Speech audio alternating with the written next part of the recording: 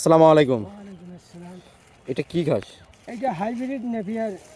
Hybrid Napier. হ্যাঁ, আপনি ঘাস চাষ করেন কত বছর থেকে? ঘাস চাষ করি 8-10 বছর থেকে। 8-10 বছর থেকে। এই হাইব্রিড নেপিয়ারটা কিভাবে চাষ করা যায়? এটা চারা তোলা লাগে প্রথমে, চারা চারা তুলিয়ে জমিতে লাগা লাগে, তারপর গোবর সার দিতে হয়, পটাশ ফসফেট দিতে হয়, জমিতে উর্বরতা হয়, ফসলটা বৃদ্ধি পায়।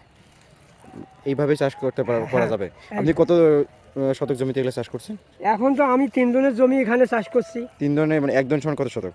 24 শতক। একজন সমান 24 শতক। হ্যাঁ, তো আপনি কয় টন বিক্রি করছেন?